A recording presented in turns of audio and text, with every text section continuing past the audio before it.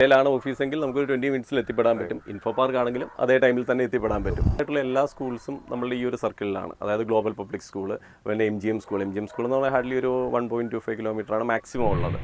ഇപ്പോഴാണെങ്കിൽ initial stage ആണ്. ഏത് ഡയമെൻഷനിൽ വേണമെങ്കിലും പ്ലോട്ട് നമുക്ക് അവൈലബിൾ ആണ്. നിങ്ങൾക്ക് എല്ലാവർക്കും അറിയാം, ഞാൻ കൂടുതലും അപ്പാർട്ട്മെന്റ്സും ഗേറ്റഡ് കമ്മ്യൂണിറ്റി വില്ലാസും ആണ് ഫോക്കസ് ചെയ്യുന്നത് ആസ് എ കമ്പനി. പക്ഷേ സെർട്ടൺ സെറ്റ് ഓഫ് കസ്റ്റമേഴ്സിന് കൊച്ചിയുടെ ഒരു കറണ്ട് റേറ്റ് വെച്ച് നോക്കുമ്പോൾ നമുക്കൊരു 70 to 1 crore ഇടയിൽ ഒരു gated community plotted lands provide ചെയ്യുക എന്നുള്ളത് വളരെ ഡിഫിക്കൽട്ടായിട്ട് ഫീൽ ചെയ്തിട്ടുണ്ട്. ഇന്ന് ഞാൻ പോസ്റ്റ് ചെയ്യുന്ന വീഡിയോ മേജർ ഹൈലൈറ്റ് എന്ന് പറയുന്നത് ഒന്ന്, the kind of connectivity towards info park, connectivity towards the upcoming highway, connectivity towards major schools in Kochi, plus gated community. അപ്പോൾ ഒരു ലാൻഡ് എടുത്ത് അവിടെ കൺസ്ട്രക്ട് ചെയ്ത് വരുമ്പോഴും നമ്മൾ ഈ പറഞ്ഞ ഒരു ബഡ്ജറ്റ് റേഞ്ചിൽ വർക്ക്ഔട്ട് ചെയ്യാൻ പറ്റുന്ന ഒരു സ്പെസിഫിക് പ്രോജക്റ്റ് ആണ് ഇന്ന് ഞാൻ ഇൻട്രൊഡ്യൂസ് ചെയ്യുന്നത്. ആൻഡ് ഇന്ന് നമ്മളെ ജോയിൻ ചെയ്യാൻ പോകുന്നത് ഈ പ്രോജക്റ്റിന്റെ മാർക്കറ്റിംഗും മാനേജ്മെന്റിലും ഉള്ള മിസ്റ്റർ അരുൺ ആണ്. So let's understand how exactly it's gonna be like. Hi Arun. Hi. So basically എനിക്ക് പ്രോജക്റ്റിലേക്ക് തുടങ്ങുന്നതിന് മുമ്പ് സ്വാൻ ഡെവലപ്പേഴ്സിനെ കുറിച്ച് എനിക്കൊന്ന് ബ്രീഫായിട്ടൊന്ന് അറിയാനായിരുന്നു. എക്സാക്ട്ലി എന്താണ്? അതെ. സ്വാൻ ഡെവലപ്പേഴ്സ് എന്ന് പറയുന്നത് നമ്മൾ 2009 സ്റ്റാർട്ട് ചെയ്ത കമ്പനിയാണ്. കമ്പനിയുടെ ഡയറക്ടറുടെ പേര് ടോണി ചെറിയാൻ എന്നാണ്. ഇത് പണ്ട് തൊട്ടേയുള്ള ഒരു ബിസിനസ് ഫാമിലിയാണ്. നമുക്ക് ഓട്ടോമൊബൈൽ ഫീൽഡിലുണ്ടായിരുന്നു, കാഷ്യൂ എക്സ്പോർട്ട് ഉണ്ടായിരുന്നു. അങ്ങനെയുള്ള രീതിയിലാണ് പണ്ട് തൊട്ടേ ഒരു 50 years ആയിട്ടുള്ള ബിസിനസ് ഫാമിലിയാണ്. അതിൽ നിന്നാണ് ഇപ്പം നമ്മൾ 2009 മുതലാണ് പ്ലോട്ട് ഡെവലപ്മെന്റിലേക്ക് ഓൾമോസ്റ്റ് ഒരു 15 വർഷത്തോളമായി. ഈ ഏരിയയിലാണ് നമ്മൾ കൂടുതൽ പ്രോജക്ട്സും. ശരിക്കും നമ്മൾ വേറെ ഉണ്ട്, എറണാകുളം പ്രോജക്റ്റുകളുണ്ട്. പക്ഷേ കൂടുതൽ ഫോക്കസ് ചെയ്തിരിക്കുന്നത് ഈ ചോറ്റാനിക്കര മുളന്തുരുത്തി സ്ട്രെച്ചാണ്. ഇപ്പൊ കറന്റ്ലി ലൈവായി നിൽക്കുന്ന പ്രോജക്റ്റ് ഇതാണ് ലൈവ് പ്രോജക്റ്റ്. ആക്ച്വലി നമ്മൾ ഒരു പ്രോജക്റ്റ് കംപ്ലീറ്റ് ചെയ്ത് ഹാൻഡ് ഓവർ ചെയ്തതിന് ശേഷമേ അടുത്ത പ്രോജക്റ്റ് ചെയ്യാറുള്ളൂ. ഒത്തിരി പ്രോജക്റ്റുകൾ എടുത്ത് ചെയ്യുന്നില്ല, ചെയ്യുന്നത് വൃത്തിയായിട്ട് ചെയ്ത് തീർക്കുക.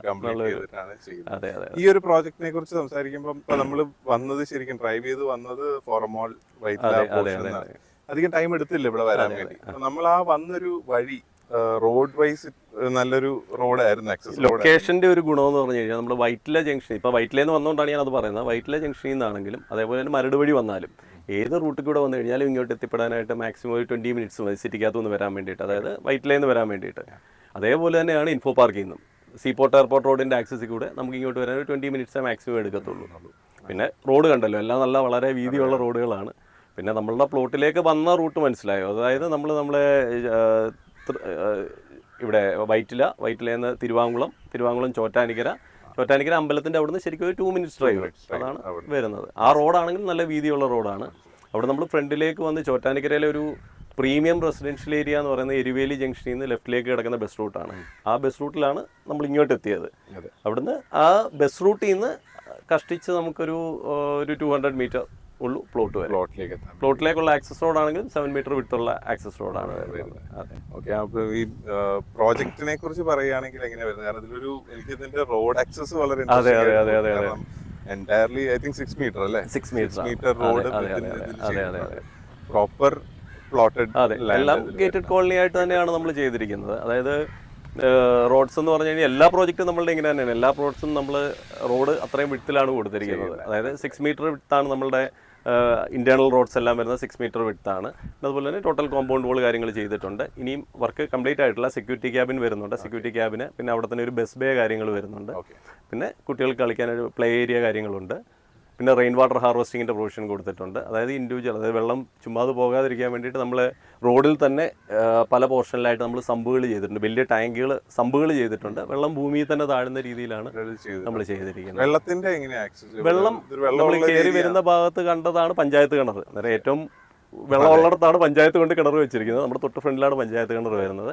പിന്നെ നമ്മുടെ ഈ പ്ലോട്ട് എന്ന് പറഞ്ഞാൽ ലാറ്ററൈറ്റ് ബ്ലോക്ക് എടുക്കുന്ന രീതിയിലുള്ള സ്ഥലമാണ്. ഇതിൻ്റെ താഴെ പാടവുമാണ്. വെള്ളത്തിൻ്റെ കാര്യത്തിൽ ഒരു ഇഷ്യൂ ഇല്ല, നല്ല രീതിയിൽ വെള്ളം കിണർ ചെയ്താൽ വെള്ളം കിട്ടും. ഇത് പ്രോപ്പർ റെറ അപ്രൂവ്ഡ് ആയിട്ടുള്ള പ്രോജക്റ്റാണ്. അതെ. ലീഗൽ സൈഡിലേക്ക് ആൾക്കാർക്ക് എടുക്കുന്ന കസ്റ്റമേഴ്സിനെ സംബന്ധിച്ചിടത്തോളം ഒരു ടെൻഷൻ്റെ ആവശ്യമില്ല. എന്ന് വെച്ചാൽ ഓൾറെഡി ഇത് റെറ അപ്രൂവ്ഡ് ആണ്. റെറ അപ്രൂവലിന് മുമ്പ് നമ്മൾ പഞ്ചായത്തിൽ നിന്ന് ലേഔട്ട് പെർമിറ്റും കാര്യങ്ങളും എടുത്തിട്ടുണ്ട്. അതിന് പഞ്ചായത്തിൽ നിന്നും ഓൾറെഡി അപ്രൂവ്ഡ് ആണ്. അതിനുശേഷമാണ് റെറ അപ്രൂവൽ എടുക്കുന്നത്. റെറ അപ്രൂവ്ഡുമാണ്, പഞ്ചായത്തിൽ നിന്ന് ലേഔട്ട് അപ്രൂവലും എടുത്തിട്ടുണ്ട്. എല്ലാ ഡോക്യുമെന്റും അത് റെറയുടെ സൈറ്റിലും. അതെ അതെ അതെ, എല്ലാം റെറയുടെ ഡീറ്റെയിൽസ് എല്ലാം റെറയുടെ സൈറ്റിൽ അവൈലബിൾ ആണ്. റെറ അപ്രൂവ്ഡ് ആണെങ്കിൽ ഇപ്പോൾ ബാങ്ക് ലോൺ കിട്ടത്തുള്ളൂ. അതെ, ഇതാണെങ്കിൽ മിക്ക ബാങ്ക്സും എല്ലാം അപ്രൂവ്ഡ് ആണ്, എല്ലാം അപ്രൂവ്ഡ് ആണ്. പിന്നെ ഇപ്പോൾ അഡീഷണൽ ഇപ്പോൾ നമ്മൾ കൂടുതൽ HDFC അതുപോലെ യൂക്കോ ബാങ്ക് അങ്ങനെയുള്ള ബാങ്കുകളെല്ലാം എടുത്തിട്ടുണ്ട്. ഏത് ബാങ്ക് വേണമെങ്കിലും നമുക്ക് ഈ റെറ സർട്ടിഫിക്കറ്റും നമ്മുടെ ഡോക്യുമെന്റ്സും അപ്ഡേറ്റ് ചെയ്താൽ മാത്രം മതി. ഏത് ബാങ്കിൽ നിന്ന് വേണമെങ്കിലും ലോൺ അവൈലബിൾ ആക്കാൻ പറ്റും. ഇവിടെ നിന്ന് ഇപ്പം കണക്ടിവിറ്റി പറഞ്ഞു, നമുക്കൊരു രണ്ട് ഓഫ് മേജർ ഒരു റീസൺ എന്ന് പറയുന്ന ഫാമിലിക്ക് ഒന്ന് സ്കൂൾ, അവരുടെ ഓഫീസ്, ബൈങ് പ്രോസസ്സിന് ജനറലി ഓഫീസിന്റെ പറഞ്ഞല്ലോ. ഇപ്പൊ നമുക്ക് വൈറ്റ്ലയിലാണ് ഓഫീസെങ്കിൽ നമുക്ക് ഒരു 20 മിനിറ്റ്സിൽ എത്തിപ്പെടാൻ പറ്റും. ഇൻഫോ പാർക്ക് ആണെങ്കിലും അതേ ടൈമിൽ തന്നെ എത്തിപ്പെടാൻ പറ്റും. പിന്നെ സ്കൂൾസ് എന്ന് പറഞ്ഞാൽ മേജർ ആയിട്ടുള്ള എല്ലാ സ്കൂൾസും നമ്മളുടെ ഈ ഒരു സർക്കിളിലാണ്. അതായത് ഗ്ലോബൽ പബ്ലിക് സ്കൂൾ, പിന്നെ MGM സ്കൂൾ എന്ന് പറഞ്ഞാൽ ഹാർഡ്ലി ഒരു 1.25 കിലോമീറ്ററാണ് മാക്സിമം ഉള്ളത്. ഗ്ലോബൽ പബ്ലിക് സ്കൂളുണ്ട്, പിന്നെ അതേപോലെ തന്നെ Nirmala arts and science college ഉണ്ട്. പിന്നെ സ്കൂൾസ് ഇതാണ് മേജർ സ്കൂൾസ്. അല്ലാതെ സ്കൂൾസ് ധാരാളം സ്കൂൾസ് ഉണ്ട്. പിന്നെ അതുപോലെ തന്നെ ഹോസ്പിറ്റൽസ് ആണെങ്കിൽ ടാറ്റ ഹോസ്പിറ്റൽ, അതുമെല്ലാം ഈ പറയുന്ന ഒരു 2 മിനിറ്റ്സ് ഡ്രൈവിൽ നമുക്ക് എത്തിപ്പെടാൻ പറ്റുന്ന രീതിയിലാണ് എല്ലാം. കാരണം ഞാൻ ആദ്യം ഇൻട്രൊഡക്ഷനിൽ പറഞ്ഞിരുന്നത് ഒരു 1 crore ഉള്ളിൽ ഒരു ഗേറ്റഡ് കമ്മ്യൂണിറ്റി, അപ്കമിങ് ഏരിയ. കാരണം വെറുതെ പോയി സാക്രിഫൈസ് ചെയ്യല്ല, ഒരു ഡെവലപ്മെന്റ് ഉള്ള ഒരു ഏരിയയിലും കൂടി ഇമ്പോർട്ടന്റ് ആണ് ഒരു വീട് വാങ്ങുമ്പോൾ. എല്ലാ ബിൽഡേഴ്സും അത്യാവശ്യം ചെയ്യുന്ന ഏറ്റവും കൂടുതൽ പ്ലോട്ട് ഡെവലപ്മെന്റ് ഇപ്പോൾ നടക്കുന്നത് ചോറ്റാനിക്കര മുളന്തുരുത്തി ഏരിയയിലാണ്. ആൾക്കാരെ സംബന്ധിച്ചിടത്തോളം മെയിനായിട്ട് വെള്ളം കയറുന്ന ഇഷ്യൂ ഇല്ല. പിന്നെ വേറെ ഒരു സ്ഥലത്ത് ഫൗണ്ടേഷൻ ചെയ്യുന്ന പൈസയ്ക്ക് ഇവിടെ 1 സെന്റ് സ്ഥലം കൂടെ കൂടുതൽ മേടിക്കാം. അതാണ് മെയിൻ അട്രാക്ഷൻ. ഫ്യൂച്ചർ ഡെവലപ്മെന്റ് വരികയാണെങ്കിൽ നമ്മുടെ ഹൈവേയുടെ കാര്യം പറയുന്നത് ഇപ്പൊ തന്നെ ഉള്ള ഒരു ഡെവലപ്മെന്റ് എന്ന് പറഞ്ഞാൽ റോഡ് വേസ് ഉള്ളത് ഹൈവേ ഇപ്പൊ വരുന്നുണ്ട്. കൊച്ചി മധുര ഗ്രീൻഫീൽഡ് ഹൈവേ, അതായത് കുണ്ടന്നൂർ അങ്കമാലി ഹൈവേ വരുന്നുണ്ട്. അതിന്റെ അക്വിസിഷൻ വളരെ സ്പീഡിലാണ് നടക്കുന്നത്. കഴിഞ്ഞ ദിവസം പേപ്പറിൽ ഉണ്ടായിരുന്നത് ഒരു 43 സർവേഴ്സിനെ വെച്ച് ഇപ്പം ഇമ്മീഡിയറ്റ് ഇത് വരുന്നു എന്നുള്ളത്. പിന്നെ ഉള്ളത് NH14 അത് കുറച്ച് നാളായ പ്രോജക്റ്റാണ്, പക്ഷെ അത് വരും. എൻ്റെ കൊച്ചി മധുര ഹൈവേയുടെ വൈഡനിങ് അതിന്റെ പ്രോസസ്സ് നടക്കുന്നുണ്ട്.